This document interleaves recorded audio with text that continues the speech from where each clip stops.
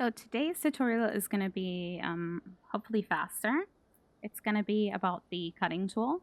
Now the word cutting tool sounds like it would be like an app or a download for your game, but it's really just a trick that you do with the harvest house to be able to detach buildings, rooms, doors, porches, bay windows from the actual harvest home, so they are like freestanding. And it sounds complicated, but it is not. What's complicated about it is placing these where you want with precision, but doing the cutting tool is actually very simple.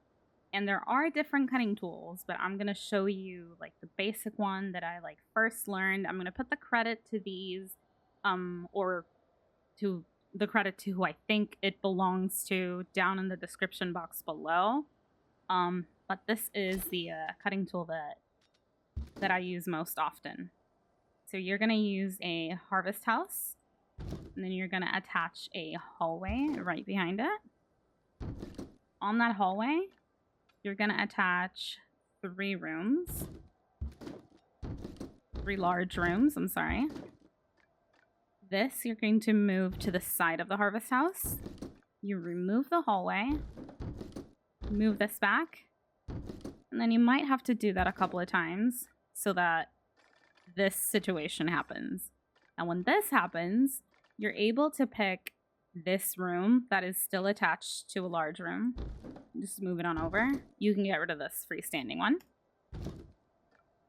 And then what you have now is this contraption.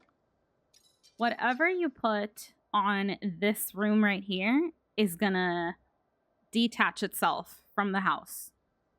So let's say that I want to have a porch over here right in front of my plot.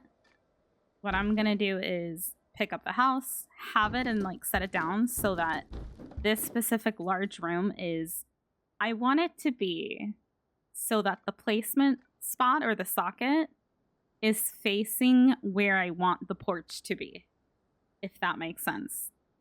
So because I want the porch over here on the bottom, I'm going to use this large room here on the bottom. Now, of course, you could flip this and then just use this bottom window.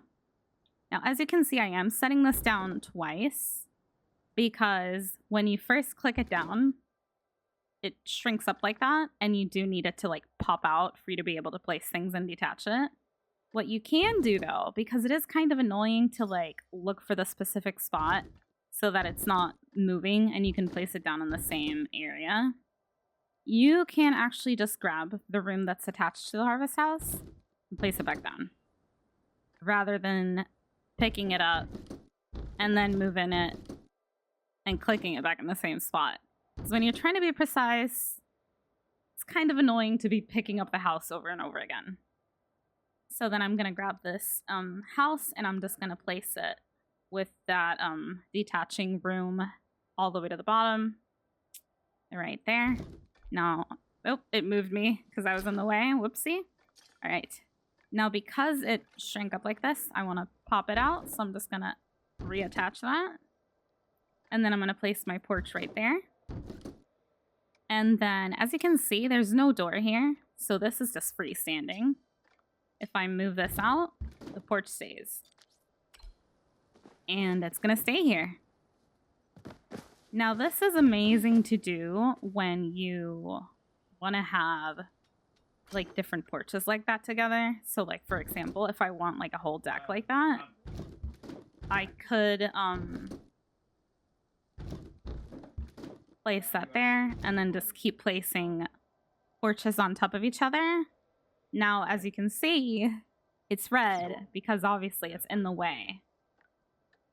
But if you combine this beautiful cutting tool with this other little trick, let's do a fireplace. I feel like that's a good one. So this is the room that detaches everything. I'm going to put a fireplace here. Now, I'm grabbing it brand new from my items, because if I place it down somewhere in the map and then do the trick, it's not going to work. So you need to make sure that you're grabbing the item from your menu. Now, like, what we're gonna do is see where we want to place it. This is where I want it. But I want it in a different plot. So I'm just gonna go ahead and pick my Void Rooms plot. I'm gonna click that. I still have the fireplace in my hands. I'm gonna click it. Hover right over that socket. Make sure that that load plot button is hovering over it. And then I'm gonna click this button quickly and then click again so that I'm able to place down the fireplace in this socket before the plot swaps.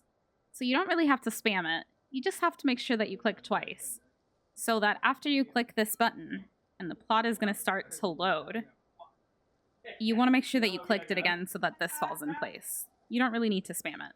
So you click load and then you click that down. This is not a valid placement location. Sure, that's fine. But here's my fireplace. And it's on a different plot. And I just placed it down from this plot. As you can see, the fireplace isn't here. I placed it in this location. Now let's say that it's not where you want it. Let me go pick it up. Let's say it's not where you want it. That's fine. We'll just pick this up. Let's say I want it like at the corner of the plot all the way over here. So I'm just going to pick it up. Go back. Pick up the house. Switch it so that that room pops out to that corner. Click, place again. Click the fireplace. Click the plot, hit load plot, and then click again so that it falls in place. There it is. Now you have a fireplace by itself, and you can place it literally anywhere you want. As long as it's within the bounds of the plot, of course. And that's it. A little bit of a cutting tool, but also a moving structures across plots tutorial. Thank you for watching!